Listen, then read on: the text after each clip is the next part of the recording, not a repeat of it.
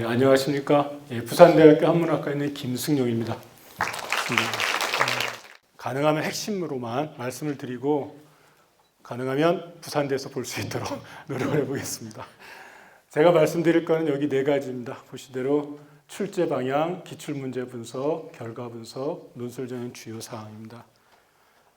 참고적으로 저는 작년에는 논술 출제에 들어갔었기 때문에 어떤 부분이 훨씬 더 좋을지 얘기를 드릴 수 있을 것 같습니다. 하지만 그것이 올해까지 유지된다고는 장담을 할 수는 없습니다만은 부산대학교는 지금 인문사회 논술은 한 4, 5년 동안 거의 비슷한 기조를 유지하고 있습니다. 그래서 문제가 상당히 안정되어 있다고 평가를 받고 있습니다. 그런 점에서 오늘 말씀드리는 것이 아마 2020 학년도를 준비하는 학생들에게는 도움이 되리라고 생각합니다. 출제 방향은 늘 다른 대학과도 비슷합니다만은 저희는 국립대학이기 때문에 특히나 공교육의 정상화와 선행학습 규제라는 목표를 달성하는데 가장 큰 주안점을 두고 있습니다. 특히 이 문제는 늘 이제 논술 출제가 끝나고 나면 교육부로부터 평가를 받는데 그 평가에서 혹시라도 선행학습 규제나 공교육 정상화와 어긋나는 어떤 모습이 보이게 되면은 제재가 가해집니다. 가장 큰 제재가 2번 걸리게 되면은 이 선발 인원에 대해서 축소하게 되는 그런 제재를 당하기 때문에 저희로서는 최대한 공교육 정상화, 그다음에 선행학습 규제라는 목표에 맞추고 2009 개정 교육과정 내에서 가능하면 출제하려고 합니다. 그래서 저희가 내는 문제의 지문 같은 경우에 많은 경우가 교과서에 있는 게 실립니다. 실제로. 주로 문제 해결 과정을 중점적으로 평가하고요. 그다음에 합리적인 판단과 논리적인 서술 능력을 평가할 수 있도록 출제합니다. 특히 저희는 교수위원들만이 아니라 교사위원들을 많이 위촉하고 있습니다. 그래서 교수위원들이 문제를 출제하고 교사위원들이 직접 시험을 보고 피드백을 주고 다시 또 검토하고 다시 출제하는 과정에 참여를 합니다. 그래서 가능하면 현장에서 공부했던 학생들이 어렵지 않게 그러면서도 논리적으로 잘 풀 수 있도록 최선을 다하고 있습니다. 문항 유형 및 출제 범위를 보면은 인문사회계 부분에서는 출제 범위는 2009 개정 국어과 사회과 도덕과 교육과정에 준해서 내고 있습니다. 그래서 논술 출제가 끝나고 나면 교육부에 제출할 때 문항 카드라는 걸 제출하게 됩니다. 그래서 문항 카드에 보면 출제 의도, 예시 답안, 출제 기준, 채점 기준, 그리고 과연 이 지문들이 어디서 나왔는지를 다 이렇게 정리해 가지고 보고를 하게 되어 있습니다. 그래서 저희는 여기에 어긋나지 않게 최선을 다해서 출제를 합니다. 그리고 통합적 사고 능력을 평가를 하고요. 독해력, 논리력, 문제 해결 능력, 표현력인데 다 비슷하죠. 주어진 글을 잘 읽고 주어진 글에서 논리를 추출하고 또 논리적으로 표현해내고 그 과정에는 어떤 주어진 문제를 어떻게 해결할 것인가에 관한 이야기를 이게 주안점을 둬서 평가를 하게 됩니다. 기출문제를 분석을 해드리겠습니다. 이게 제일 중요하겠죠. 그리고 현재 제가 알고 있기로는 모의고사가 출제가 요번 주인가 진행이 되는 걸로 알고 있습니다. 그러니까 모의 논술고사 출제가 됐죠. 그리고 11월 23일 날 이제 시험을 보게 될 터인데 그 과정들이 다 연결이 되어 있습니다. 그래서 이번 기출문제 수년간의 기출문제뿐만이 아니라 혹시 기회가 되면 모의고사 출제된 것 아마 다들 인터넷으로 공개가 될 텐데요. 그걸 찬찬히 들여다보시면은 올해 준비하는 학생들에게는 큰 도움이 될 거라 생각합니다. 문제 스타일은 다 이렇습니다. 기본적으로 하나의 큰 문항이 모두 3개가 마련이 됩니다. 그리고 대문항마다 작은 문제가 2개씩 있어요. 그래서 모두 그러면은 2, 3은 6 해서 6개의 문제로 이루어지고요. 그 다음에 모두 100분 안에 풀도록 되어 있습니다. 그리고 각 문항에 보면은 하나, 둘, 셋, 넷, 5개 정도의 지문이 배치가 되고요. 이 지문들을 중심으로 해서 그 안에 있는 개념을 이해하고 그 개념에 의거해서 문제를 풀어나가는 방식의 문제들이 출제되고 있습니다. 답안지는 이렇게 제시가 되는데요. 보시면은 연필로 답안 작성을 하시고 지우개 사용도 가능한데 수정액이나 테이프는 사용이 안 됩니다. 별도의 특이한 어떤 이 표시가 되면 이거는 혹시라도 부정이 있을 수 있다라고 판단이 되기 때문에 가능하면 요 두 가지. 그다음에 요 인적 사항 등에 대한 마킹에서는 컴퓨터용 사인펜. 그리고 제일 중요한 겁니다. 문제에서 요구하는 글자 수 범위 내에서 작성을 해야 됩니다. 나중에 한 번 더 말씀드리겠습니다만은 글씨를 못 써서 논술을 칠 수 없어요. 아무 문제가 없습니다. 그리고 뭐 특별히 원고지 정서법을 잘 몰라요.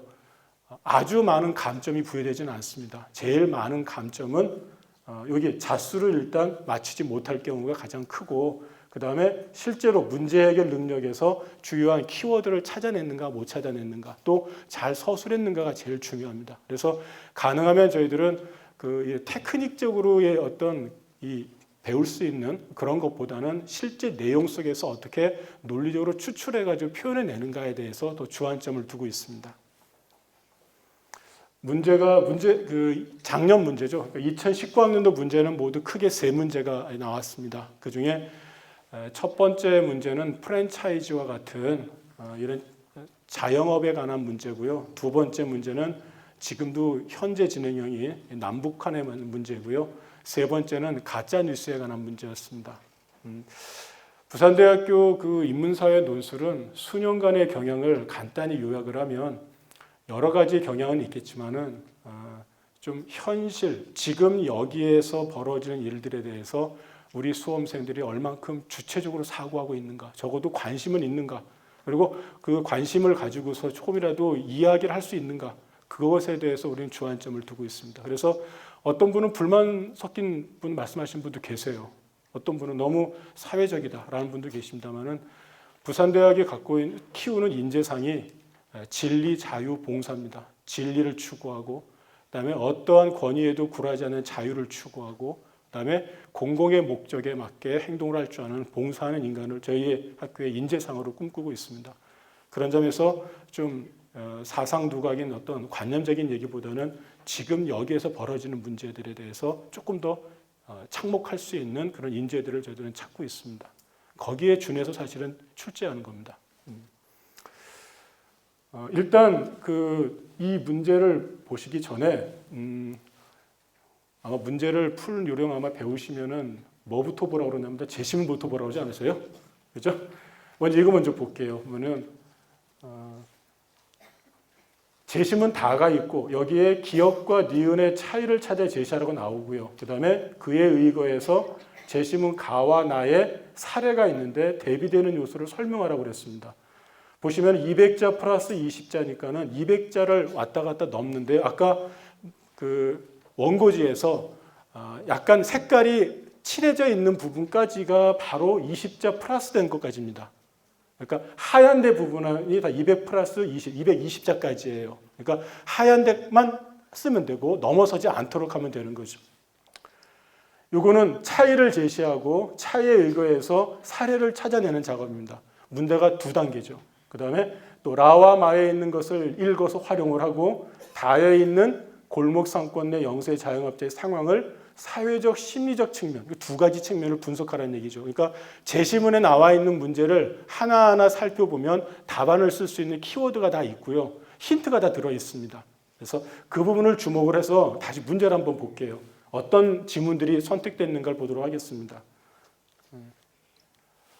첫 번째는 여러분이 요즘 TV에도 많이 나오는 분의 이야기입니다. 프랜차이즈 어떤 분의 대표가 어디 가가지고 골목집에 골목식당 가가지고 이렇게 그 약간 조언을 해서 이렇게 노하우를 전수해 주는 이야기죠. 그런 얘기입니다. 그리고 그 다음에 두 번째는 그 어떤 특정한 장인, 우리가 명품이라고 불려지는 장인 기술을 가진 사람들이 어떻게 소량 생산을 하면서 장인의 땀이 노력이 배어나가는 상품을 만들어내는가에 관한 문제입니다. 그런 얘기를 다루고 있고요. 다의 경우에는 프랜차이즈 산업이라고 하는 것이 이게 사회 구조적인 문제라고 하는 거죠. 이게 사회 속의 피라미드의 가장 저층에 있는 거라는 얘기를 해주고 있습니다. 그 다음에 라의 경우에는 외환위기 이후에 노동시장의 변화가 야기가 됐고 그것이 결국에는 지금과 같은 프랜차이즈 산업의 수많은 사회적인 측면에 어떤 이유가 됐다는 얘기를 해주고 있습니다.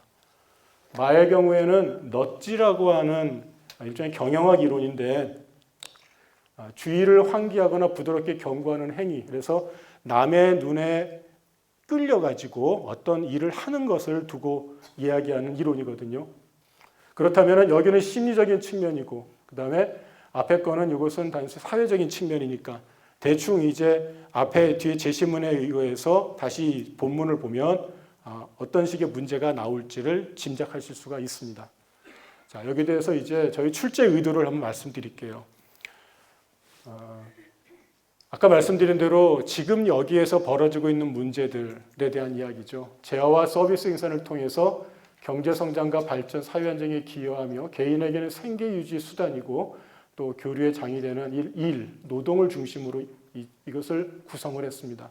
그 가운데서 우리나라 경제활동 인구의 4분의 1 정도가 실제로는 이런 자영업 노동을 하고 계시거든요. 그 시장에 관한 이야기를 다루려고 했습니다.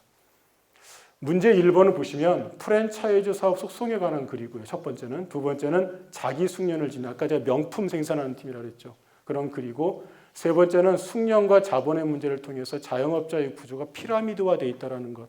그러니까 기술도 없고 돈도 없을 때는 가장 밑바닥에 있고 기술은 없지만 돈이 있을 경우는 프랜차이즈를 선택을 하고 조금 더 위로 올라가면서 이제 돈도 있고 기술도 있는 사람들은 또 다른 어떤 선택을 할 수 있다는 얘기를 해주고 있습니다. 그래서 이걸 표준화된 숙련과 장인의 숙련 간의 대비 요소를 찾는 문제를 제기했고요. 그 다음에 1-2에서는 아까 말씀드린 대로 외환위기 이후에 생계형 서비스 업종이 주를 이루게 된 노동시장의 변화를 어떻게 이해할 것인가에 관한 이야기입니다. 채점 기준도 말씀을 드릴게요. 저희는 채점 기준을 이것뿐만이 아니라 각각이 아주 세밀하게 합니다. 그 이유는 채점하시는 분의 주관적인 평가에 의해서 점수 차이가 나지 않도록 애를 쓰고 있습니다. 아주 예전에는 저도 이 교수가 되기 전에 강사 시절에는 이 채점을 해본 적이 있어요. 그런데 너무 중구난방이었습니다. 그래서 나중에 그 채점 위원장 이런 말씀하셨어요. 30점 만점이면 29, 28, 27에서 왔다 갔다 하세요. 이렇게 얘기를 했었어요. 그런데 그거는 논술 취지하고 다르거든요. 사실은 논술 전형은 한 번 더 말씀드리겠습니다만은 우리가 수능에서 최저 기준을 맞추는 한도 안에서 다른 전형보다 훨씬 더 많은 포션이 여기 주어져요. 그렇기 때문에 그렇게 평가하면 나올 수가 안 되거든요. 이거는 또 한편에서는 채점하는 사람의 정성평가가 주관적인 평가가 가능하면 제어되는 방식으로 사실은 채점이 주어지지 않으면 이 학생들에게는 굉장히 불이익이 갈 수도 있다. 잘못하면. 그래서 저희는 대단히 세밀하게 채점 기준을 마련하고 있습니다. 그래서 채점하시는 교수님들에게 불만을 사요. 왜 우리가 마음대로 할 수 없게 하냐 하지만은 전적으로 수험생이 시험을 보고서 최대한 객관적으로 평가할 수 있도록 대단히 애를 쓰고 있습니다. 여기 지금 이제 말씀드린 거는 표준화된 숙련과 장인의 숙련 차이니까 이 차이를 찾는 게 제일 중요해요. 그 다음에 두 번째는 대조를 이루는 요소를 찾아내야 되죠. 그리고 또 하나, 부산대학교 논술에서 인문사회 논술을 꿈꾸는 학생이라면은 키워드 찾는 연습을 많이 하시면 좋습니다. 핵심어가 무엇인지를 가장 제시하면 그 제시한 거에 따라서 적어도 논지 파악을 정확히 했구나라고 채점하시는 분이 판단을 내릴 수가 있습니다. 그리고 저희들도 채점 기준으로 많은 부분이 있겠지만 키워드를 정확히 제시하고 있는가에 대해서 점수를 주도록 요구를 하고 있습니다. 그래서 처음에 말씀드린 독해력, 이게 제일 중요하다. 독해력이 중요하죠. 어떤 글이 나와도 쉬운 글이 나올 수도 있고 어려운 글이 나올 수도 있어요. 하지만 가능하면 그렇게 아주 어렵지는 않게 만드는데 그 글 속에 나와 있는 걸 정확히 이해하는가, 키워드를 잘 읽는가가 중요하죠. 첫 번째 글에서는 자기 숙련을 보유했는가, 즉 자기 기술이 있는가, 노하우가 있는가, 또 고품질인가, 적정수준의 품질인가, 대량 생산인가, 소량 생산인가, 표준화된 맛과 서비스인가, 아니면은 독창적인 기술과 제품인가, 본사가 관리하는가, 스스로 결정하는가. 이 얘기가 사실은 다 나와 있거든요. 그 제시문안에. 그래서 이 부분을 추려내가지고 서로 대조되는 방식으로 답안을 작성하면 높은 점수를 받을 수가 있습니다. 그래서 이게 예시 답안이고요. 예컨대 장인의 숙련은 이것이고 표준화된 숙련은 이런 것이다. 가는 적정 수준의 품질, 대량 생산 음식, 표준화된 맛과 서비스, 본사의 관리를 받는다. 나는 소량 생산 고품질, 대조되는 이야기들이죠. 독창적인 기술, 제품, 경영성의 많은 부분을 스스로 결정한다. 그러니까 대조되는 것, 비교하라고 할 경우는 서로 상대되는 어떤 비교상을 찾아내는 것이 핵심이겠죠. 요거는 이제 우수 답안인데요. 이렇게 붉은색으로 칠해진 부분들이 바로 키워드를 제시한 학생의 답안에다가 체크해 놓은 겁니다. 자기 숙련의 유무, 노하우, 대량 생산, 표준화된 재화, 그다음에 소량 생산, 고품질의 독창적인 재화. 그리고 여기 보시면 이게 220자잖아요. 여기 221이라고 써 있죠. 그러니까 요 안에서만 글씨를 쓴다면 아무 문제가 없습니다. 요즘 학생들은 손으로 쓰는 글씨가 사실은 연습을 잘 안 해가지고 생각보다 손글씨는 이쁘지는 않아요. 그러니까 글씨가 이쁘지 않다고 그래가지고 혹시라도 논술할 포기하는 학생이 없었으면 좋겠습니다. 두 번째 문제도 볼게요. 보면은 이거는 이제 라와 말을 활용을 하고 그러니까 하나의 또 단계가 있고요. 두 번째는 제시문다의 골목 상권 내 영세 자영업자의 상황을 요게 대상이고 사회적 심리적 측면에서 분석하시오. 적어도 두 개는 나와야 되죠. 그러니까 활용하는 게 나오고 이 상황에 대해서 사회적 심리적인 얘기 두 가지가 나오면 되죠. 그래서 활용했는가, 두 가지를 분석을 했는가, 그 다음에는 핵심어를 활용했는가라는 부분입니다. 그래서 아까 읽었던 외환위기, 대규모 정리해고, 생계형, 그다음에 짧은 준비경 경험 부족, 비현실. 요게 이제 아마 처음 보시는 얘기인데 이게 바로 마지막 글에 있던 넛지 이론에 나오는 거예요. 그러니까 우리가 프랜차이즈 하시는 분들 가운데 많은 경우가 나도 잘 될 거야. 남들도 저렇게 되니까. 그래서 그게 바로 비현실적인 낙관주의고요. 다른 사람들이 하니까 나도 해야지라는 게 동조 이론이거든요. 그러니까 그와 관련된 내용들을 거기서 다루고 있어요. 그래서 그거를 추출해내도록 요구를 하는 겁니다. 자, 넘어가겠습니다. 그래서 이런 식으로 글을 쓰시면 첫 번째 문제에 대한 1-1과 1-2의 답안은 해결할 수가 있습니다. 여기도 마찬가지죠. 여기 보면 붉은색을 칠한 부분들은 다 이 말씀드린 대로 키워드 부분입니다.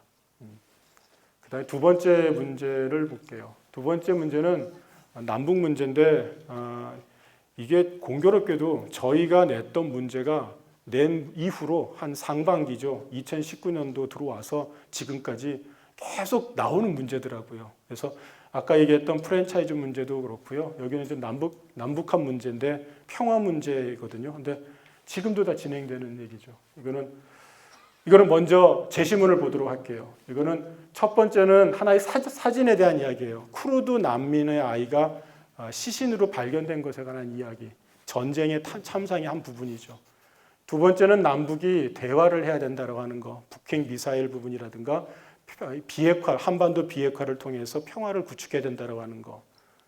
그다음에 세 번째는 이건 백범 선생의 글인데 우리나라가 남의 나라를 침략하지 않고 문화의 힘으로써 함께 더불어 살 수 있는 행복한 나라를 꿈꿨으면 좋겠다라는 거. 그다음에 나의 경우에는 한반도의 남쪽과 북쪽에 있었던 이 권력 담당층들이 적대적 공생 관계라고 하는 여기 어디 있을 텐데요. 서로 적대적이면서도 서로 공생하는 관계였다고 하는 그래서 우리가 같이 여기 보면은 서로가 미워하지만은 악수할 수 있는 공간과 기회를 마련하는 것이 필요하지 않겠는가라고 하는 글입니다. 이거는 이제 정치학자 글이고요. 마지막에는 이 시예요. 사실 여기에서 좀 어렵습니다. 저희가 그 난이도를 약간 조절하는 가운데서 문학 작품을 배치를 합니다. 그중에서 시 작품이 나오게 되면 학생들도 힘들어하고 채점하시는 교수님들도 많은 저항을 하십니다. 도대체 왜 그렇게 해석해야 되냐고 그러시는데 가능하면 그것도 벗어나지 않은 최소한으로 저희들은 만들고 있거든요. 그래서 이거는 요 무렵에 작년에 제가 출제할 때 그 무렵에 독일에 있었던 한 시인이 죽어요. 허수경이라고 하는 시인이거든요. 그 시인의 작품입니다. 여기에 보면은 키워드가 있어요. 키워드 핵심 부분에 기업 여기 밑줄 그어놓고 표시를 해놓거든요. 그래서 나중에 문제를 보시다가도 다 못 읽겠으면은 밑줄 근 기업과 니은이 뭘 가리키는지 거기 일단 키워드다라고 생각하고 이제 감을 잡고 들어오시면 됩니다. 자, 문제를 보도록 하겠습니다.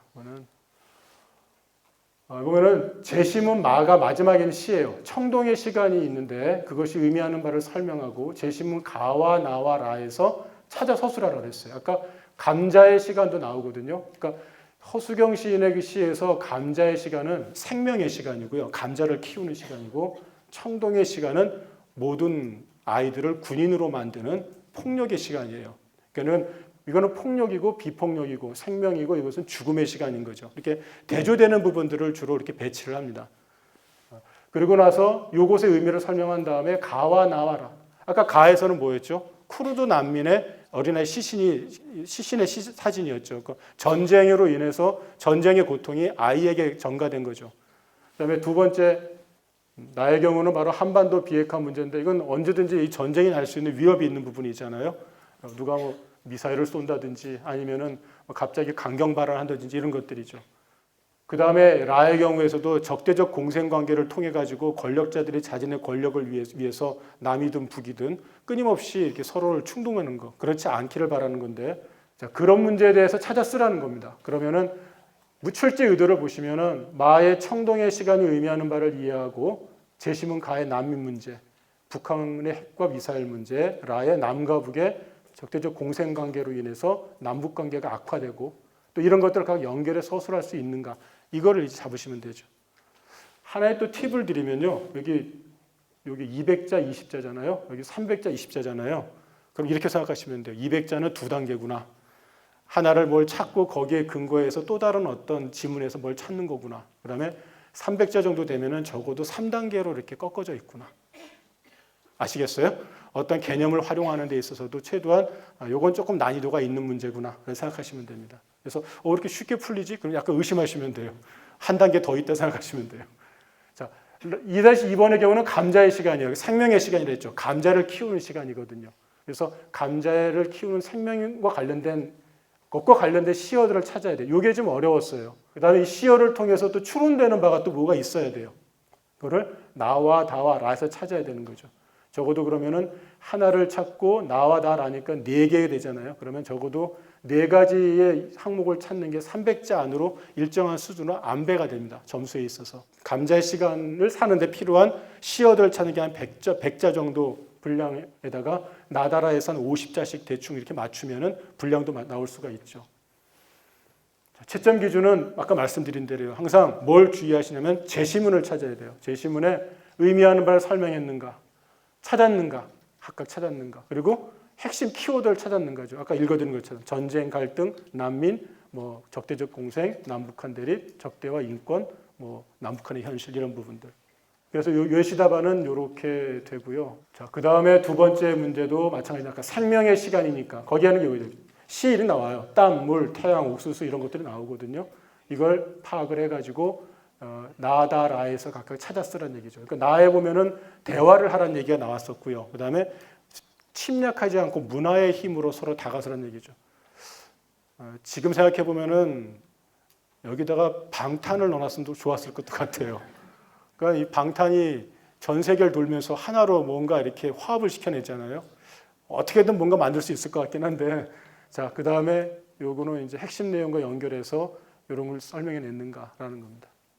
사실 이 시는 요 부분이 좀 어려운 시예요. 요 문제가 감자의 시간이라는 게 좀 어려운 부분이어가지고 뭐 물, 태양, 옥수수 나오고, 나에서는 대화, 다에서는 문화의 힘, 라에서는 서로 악수할 수 있는 공간과 기회를 만들어내는 작업들이라는 얘기입니다. 그래서 마찬가지로 여기 키워드에 사실은 이렇게 되어 있습니다. 그러니까 하나라도 한 글자라도 키워드가 들어가면 당연히 놓치지 않고 채점을 해주는 거죠. 그래서 혹시라도 내가 썼던 게 그냥 스쳐 지나갈 그렇게 하실 필요 없습니다. 교수님들이 되게 꼼꼼하게 보시고 한 번 하시고 이게 교차 채점을 또 합니다. 그리고 교차 채점을 해가지고 편차가 나잖아요. 다시 재채점에 들어갑니다. 그래서 가능하면 학생의 입장에서 채점을 해주려고 노력을 합니다. 세 번째 문제는 가짜 뉴스의 문제예요. 사실 이 문제는 좀 어려운 문제였습니다. 그리고 요즘에 가장 그 논술 문제 출제 책 전거로 서로 책으로 가장 많이 요즘 각광받는 게 누군지 아세요? 유발 하라리라고 하는 유명한 철학자죠. 요거는 유발 하라리 책이고요. 요거는 교과서예요. 교과서에 나오는 대중매체의 정보는 가치중적이지 않다라고 하는 거고요. 두 번째는 여기 인간이라고 하는 존재는 늘 권력을 위해서 일종하게 허구를 만들어 왔다라고 하는 거고요. 그다음에 세 번째는 가짜 뉴스가 위험한 이유에 대해서 첫 번째, 두 번째, 세 번째 가는 거. 여기 보시면 눈은 마음이 보고 싶어하는 것만 본다라는 말, 확증 편향. 이건 어려운 표현이긴 하지만 적어도 이 정도는 우리 부산대학교에 들어올 정도의 아이들이라면 알 수 있다고 생각하고, 또 어떤 것들은 가르쳐 주는 것도 있어요. 저희들이요. 계몽적으로 이런 것들은 이 개념은 공부하고 왔으면 좋겠다라는 거죠. 그다음에 여기는 신문 기자가 무엇을 인용하는가에 따라서 서로 이 달라지는 것에 관한 이야기입니다. 세 번째는 또 시가 또 나왔어요. 그래서 사실은 이제 지난번에 시가 두 번 나와서 좀 이렇게 비판을 좀 많이 받았습니다. 내부적으로 저희가 반성도 많이 했고요. 여기는 이제 이분, 이거는 권력자고, 사회자는 선동가고요. 그 다음에 군중은 거기에 부활해동하는 사람이고요. 누군가는 거기에 비판적으로 지적하는 분입니다. 그래서 이 시는 기영도라는 분의 시예요. 실제 있는 시예요. 기영도 시인데 아시죠? 그래서 아주 어려운 시가 아니에요. 어떤 것들은 그 수능 교과서, 이렇게 EBS에서 나오는 수능 교과서에서도 많이 수록된 그 실리기도 하고요. 또는 고등학교 교과서에 저희들이 다 검토하면서 필요한 것들을 추출해냅니다. 마는 이건 재구성한 거예요. 이렇게 문제 낼 수도 있습니다. 어떤 특정한 기사를 그대로 가져오지 않고요. 문제를 만들기 위해서 약간 재구성을 했습니다. 그래서 어떤 특정한 사건이 있어요. 그러니까 사고가 났는데 A라는 사람과 B라는 사람이 있고, 그 다음에 A가 중태에 빠졌고 B는 폭주족이에요, 일종의. 그리고 새끼 고양이를 자기가 가져가 데려가려다가 A가 내가 데려가겠다고 하다가 서로 싸워가지고 또 추격전이 벌어지고 A가 졌어요. 다쳤어요. 근데 이제 B는 현행범으로 체포가 됐어요. 이게 이제 팩트인데, 이걸 뉴스 1과 뉴스 2가 어떻게 보도하느냐에 따라서 A와 가해자와 피해자에 대한 인상이 달라지는 것에 관한 이야기예요. 그래서 예를 들면 폭주족자로 영상을 보여주고 사고 현장을 보여주고 피해자의 불쌍한 가족 인터뷰가 나오면 가해자는 완전 나쁜 놈이 되는 거죠. 근데 이 가해자가 새끼 고양이 나왔잖아요. 그 새끼 고양이를 안고 있는 자료를 영상을 보여주고 가해자 친구 인터뷰를, 친구는 당연히 가해자 편에 들겠죠. 그래서 새끼 고양이에 대한 연민을 갖고 있는 어떤 가해자, 그러면 좀 동정표를 얻겠죠. 그러니까 그런 두 가지를 과연 아이들이 찾아낼 수 있는 거. 쉬워요, 사실은요. 그러니까 요거는 어렵지 않은데 이 부분들을 어떻게 활용하느냐가 사실은 이제 문제가 되는 거죠. 그래서 문제를 보시면 요거 이렇게 가운은 300자, 350자니까 이 문항 전체 3은 750자니까는 꽤 난이도가 높은 문제입니다. 그리고 300자 중에서 가나다를 활용을 해야 되고, 마에 기역, 니은, 디귿, 리을, 아까 이분, 아까 사회자 나왔던 거 누군가, 군중, 이 부분에 가는 거고요. 그 다음에 라는 라를 바탕으로 아까 인용하는 거에 따라서 달라진다는 것에 대한 기사를 바탕으로 요 1과 2를 본 시청자가 갖는 인식의 차이를 비교해 줘야 돼요. 그 다음에 가와 다의 논점, 아까 그 가짜뉴스라든가 대중매체는 가치 중립적이지 않다라는 글을 활용을 해가지고 바람직한 정보성의 자세를 서술해야 돼요. 그러니까 바탕으로 한다는 게 1번, 그 다음에 1과 2에 대한 비교 2번, 그 다음에 논점을 또 활용하는 게 3번, 그러면서 자기 이야기를 끌어내야 되는 거죠. 그러니까 좀 3단계, 4단계로 복잡한 부분이 좀 있긴 있습니다. 그런데 찬찬히 추적해 오면 어렵지는 않아요. 그리고 문제를 서술할 때, 답을 서술할 때 여기서 요구되는 순서대로 따라오도록 사실은 유도하고 있습니다. 예전에는 그 이전 시험 문제에서는 3-1번을 이해해야지 3-2를 풀 수 있는 그런 문제를 많이 냈었어요. 그런데 그러다 보면은 이 문제 전체를 못 풀 수도 있잖아요. 그래서 그렇게 하지 않고 가능하면 분할을 하면서 관련은 되되 별도로 풀 수 있는 문제를 내고 있습니다. 출제도가 길죠. 긴데 그 아까 말씀드린 내용으로 다 얘기 될 것 같고요. 넘기겠습니다. 채점 기준은 아까 말씀드린 대로 한 번 더 말씀드릴게요. 활용하라고 그랬으니까 활용에 파악했는가. 그다음에 밑줄진 기역, 니은, 디귿이니까 이 마의 인물 태도가 바로 기역, 니은, 디귿이거든요. 분석했는가. 그래서 개념들 가나다에 나오는 내용이 나와야 되죠. 편견, 권력, 정보 왜곡, 조작, 선동, 허구도 나오고 가짜뉴스 나오고 다 나올 수 있는 용어들을 쓸 수 있습니다. 그래서 이걸 가지고 답을 쓴 친구는 거의 만점에 가까운 친구인데요. 여기는 200, 여기 300, 여기 안 넘었죠. 이게 모자라도 괜찮아요. 이때는. 그래서 권력을 얻기 위해서 아까 2부는 니은의 경우에는 사회적으로 선동하는 것이고 그 다음에 선동당하는 대중이 있고 정보를 편식 수용하죠. 그 사람들은. 그리고 나서 마지막은 비판적으로 수용하는 것에 관한 이야기를 한다라는 키워드가 들어가냐 안 들어가냐에 따라서 점수를 받을 수 있냐 없냐가 결정이 됩니다. 한 가지만 쓰면 안 돼요. 왜냐하면 저희 아까 말씀드린 채점 기준에 세밀하게 분할을 해놨기 때문에 각각 하나하나마다 찾을 수 있도록 하셔야 돼요. 그래서 만약에 4개 중에 3개는 썼는데 하나는 못 썼어요. 당연히 하나는 감점이 될 수밖에 없어요. 그래서 가능하면 다 채워주시는 게 제일 좋죠. 라의 경우 그 두 번째 문제죠. 350점짜리 문제인데 아까 4단계죠. 보세요. 핵심 내용을 파악하고 뉴스를 비교하고 다시 또 핵심 내용을 파악하고 바탕으로 바람직한 정보 수용의 자세. 이 바람직한 정보 수용의 자세는 어떨 때 내는 이 말이냐면은 다 대충 알고 있는 내용들이에요. 학생들을 저희가 요거를 표현할 때 교사위원에게 여쭤봐요. 저희가 출제를 들어가면 교사위원하고 교수위원하고 수가 한 3분의 2 정도 됩니다. 3대 2 정도 되거든요. 교수보다는 조금 적지만 그분들이 다시 문제 하나마다 다 달려들어서 검토를 해주시는데 물어봐요. 학생들이 이렇게 하면 풀까요? 당연히 풉니다라고 할 때 저희들이 채택하는 말이거든요. 그러니까 요거는 뭐 선지식이 있을 수도 있고 없을 수도 있어요. 다만 앞에 바탕으로 산다면 당연히 요구되는 방향은 있어요. 그 방향을 캐치해내면 되죠. 그래서 여기도 보면은 그래서 답안지 이렇게 되고요. 2019학년도 그 지원 및 응시 현황을 보면요. 인문사회계만 좀 보고 말씀드립니다. 모집 인원이 287명이었는데 지원 인원은 5,500명이었어요. 그래서 19대 1이었던 거죠. 그런데 실제 응시 인원은 2,000명대였어요. 여기에는 뭐가 반영이 되냐면은 이쪽 여러 가지 이유가 있겠죠. 그리고 그 다음에 그래서 응시자 기준으로 경쟁률을 하면은 7대 1 정도예요. 그러니까 그리고 응시할 때 아마도 요 사이에 수능 최저 등급을 못 맞춘 친구들이 있을 거예요.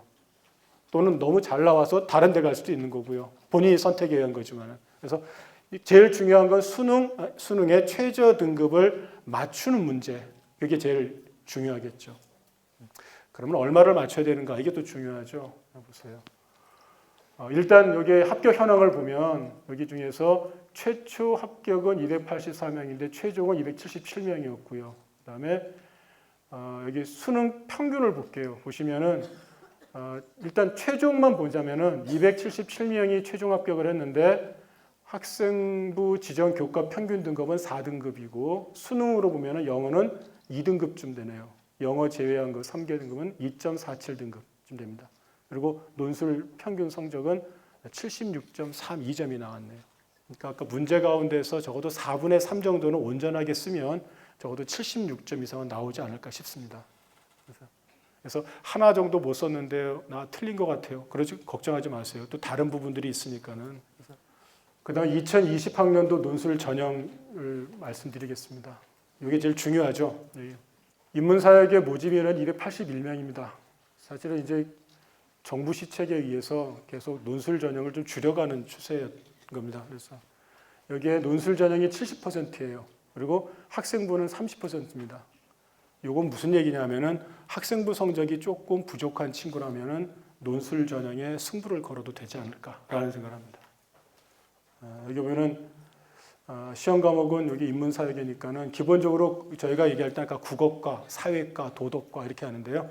그러니까 국어 쪽은 반드시 나올 거고요. 그다음에 사회 쪽에서도 반드시 나온다 생각하시면 되죠. 그다음에 11월 23일 날 토요일 날인데 고사 시간이 인문사회계는 오후에 합니다. 오후에 합니다. 그리고 아마 자연계 쪽은 수리 논술은 오전에 치르게 되죠. 교과 반영 방법인데요. 여기는 뭐 늘 한 대 2대 4대 4 이렇게 되어 있고요. 그 다음에 학생부 교과 등급별 점수표는 등급당 0.2 정도의 점수를 두고서 환산을 합니다. 그리고 요거는 뭐 비교과 반영 방법은 아마 잘 아시리라 생각합니다. 이건 넘어가도 되겠죠. 예. 수능 최저 학력 기준 여기 제일 중요합니다. 여기 제일 중요하죠. 그러니까 이게 안 맞춰지면 논술을 볼 수가 없어요. 그러니까 열심히 논술도 공부했는데 그래서 학생들로서는 수능도 공부해야 되고 학생부 성적도 맞춰야 되고 논술까지 해야 되고 어렵긴 합니다만은, 그래서 저희로서는 논술 출제하는 영역이라든가 내용들을 최대한 별도의 공부가 필요하지 않는 방향. 물론 지필에 쓰는 것들은 연습해야 되겠지만 내용들을 뭐 어떤 엉뚱한 아주 어려운 문장을 끄집어 와가지고 힘들어하지 않게 이렇게 하려고 하고 있습니다. 여기 보면 경영대 쪽은 여기 합의 6등급 이내고요. 나머지 인문대, 사회과학대, 사범대, 예술대학의 예술문화영상학과는 합의 7등급 이내입니다. 그리고 공통기준은 한국사 4등급 이내입니다. 잘 기억을 해주시면 좋겠죠. 여기 논술 정보와 관련해 가지고는 학부 여기 입학 홈페이지 오면은 지금 제가 강의하고 있는 내용도 온라인으로 나중에 제공이 되고요. 또 입학과 관련한 모든 자료들은 오픈하게 되어 있습니다. 그러니까 언제든지 오셔서 확인하시면 됩니다. 자, 요거 다시 한번 강조를 해드리려고 써놨는데요. 수능 최저학력 기준 충족 여부 확인은 기본이라고 했는데 예를 하나 들어드리면은 국문과를 들면 모집 인원이 4명이었어요. 근데 경쟁률이 21대 1인데 실질 경쟁률은 뭐냐면 수능 최저 학력 기준을 맞춘 친구들끼리는 4.7대 1이라는 거예요. 그죠? 그러니까 만약에 이것만 맞추게 되면 해볼 만한 거죠. 그죠? 여기 보시면은. 그래서 이게 차이가 나는 겁니다. 근데 여기 뭐 신방과 같은 경우는 5명 모집에 41대 1이었는데 실질 경쟁률은 12대 1. 그러니까 거의 한 4분의 1 정도로 학생들이 이제 빠져나가더라. 아까 그래서 처음에 지원 인원하고 실제 응시 인원이 차이가 난다라는 얘기죠. 그다음에 여기 논리적 사고력, 문제 해결 능력을 지닌 사람이 유리하다는 얘기는 여기도 첫 번째 국문과를 두고 보면은 논술 전형의 성적이 75.63이고 교과는 등급이에요. 등급이고 등급에서 올라오는 거죠. 그러니까 실제 평소 성적이 많이 안 좋다 하더라도 최대한 노력을 해서 거두면 점수 보세요. 70대잖아요. 그러니까 논술 성적으로 사실은 전형으로 여러분의 꿈을 또 새로운 꿈을 찾을 수 있다라는 겁니다.